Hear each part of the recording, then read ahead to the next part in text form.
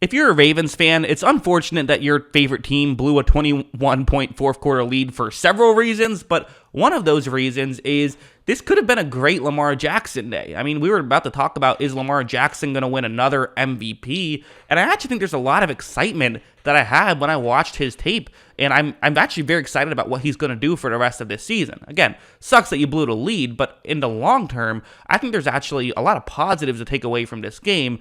You just hope that, you just wish that it ended in a victory and not an incredible collapse. This is the main play, which the Dolphins did what we kind of expected they would do, which is a lot of similar stuff they did the last time they played the Ravens, which was a lot of man coverage. They played some cover zero. They were, manning up pretty consistently, and this is actually the coverage that's given Lamar the most trouble because they haven't consistently had wide receivers who can beat man coverage. That's kind of why they brought Rashad Bateman in when they drafted him in the first round, is they felt like they needed someone who can just sort of win one-on-one matchups and get themselves out of these situations. Because in a spot like this for the Dolphins, where you're playing basically, you're playing no safety deep on this play, it's just going to be Bateman on a one-on-one matchup. If one guy can make a play, it can be a touchdown here. Watch how Bateman is going to, again, run this route incredibly. Look at how far he got that defensive back turned around. The defensive back is facing the sideline towards the bottom of the screen, while Bateman's running in the complete opposite direction. So great piece of route running to get him out of position. And then you're going to see a perfect throw from Lamar, and Bateman's able to make this grab, and he's going to go all the way for a touchdown. And this is incredibly exciting if you are a Baltimore Ravens fan, because this has been kind of one of the issues that the Ravens have had, is being able to win in this type of way. And it makes me wonder that, if they had a Bateman who had a full training camp and was fully integrated into the offense when they played the Dolphins the first time,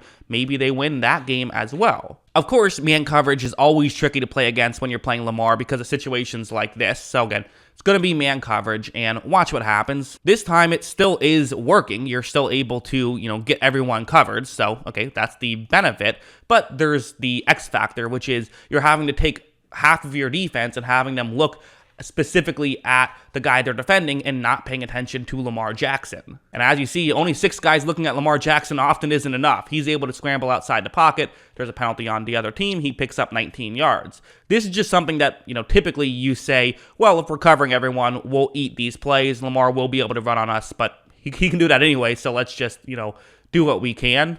Because when you play zone against the Ravens, it goes horrible, and this is an example of that, where it is going to be zone coverage. You have 2 tight ends. One's going to run over the middle to take away the deep safety. Another is going to eventually, that's Mark Andrews, he's going to eventually kind of get into that zone.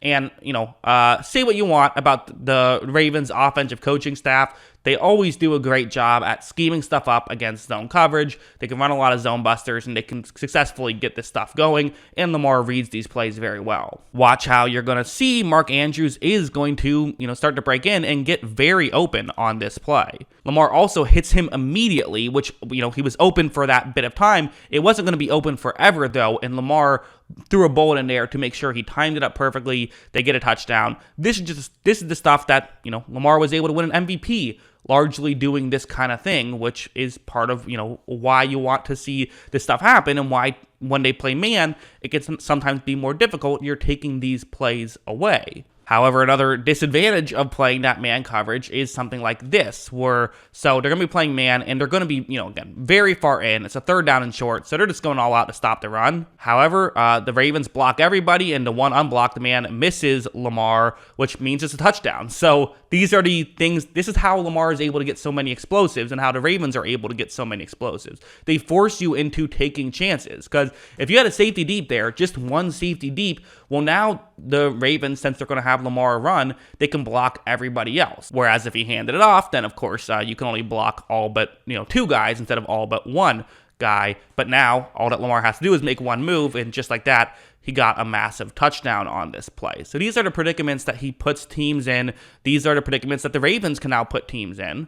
And even plays that didn't work still could have worked. And I mean, this is one of those where the Ravens probably win this game if this play works for them. So that's kind of another one of the scary things against playing the Ravens, is part of your strategy is just, letting these situations happen where it's cover zero. Lamar Jackson is going to take the snap. He is going to eventually look to his right and make a throw. And I mean, you got guys who are open, one-on-one matchups, and they're winning them down the field. this throw is going to be just a bit too far and it is incomplete. So on one hand, you're saying, hey, well, an incompletion is an incompletion. But this is obviously a very scary situation for a defense to put themselves in, where they're essentially saying, you know what? Our best strategy is to hope that they don't get a touchdown on this play, but put them in a position where if they complete the play, it will be a touchdown.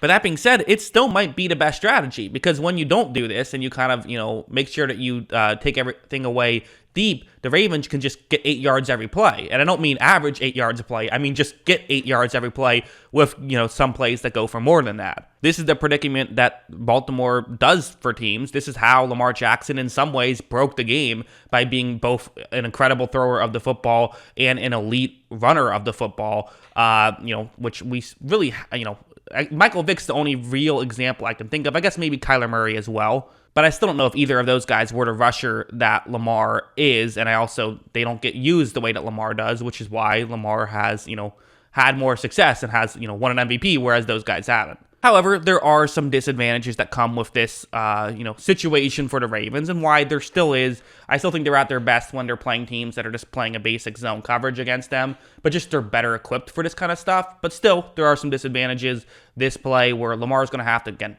what you're doing here, showing cover zero, is you're basically putting the ball out of Lamar's hands. He's getting rid of the ball quickly. And so as you see, unlike that Bateman play where Bateman runs a great route and gets open immediately, this is not a great route that's open immediately. In fact, the route was jumped, nearly picked, and again, that's a really risky play. I mean, they were down, so he's taking a chance, but if Lamar held on to that for a little bit longer and, there was a double move, that is a easy touchdown. So, it was a risk, but he felt like it wasn't going to be a double move. He guessed right, and he should have had to pick six there. So, you would like to see Lamar not do that, but this is also the predicament that this kind of defense just puts a guy like Lamar Jackson in, and so that's really kind of what some teams are still probably going to do. Again, teams play Lamar a lot of different ways, but this is the one that's given him the most trouble.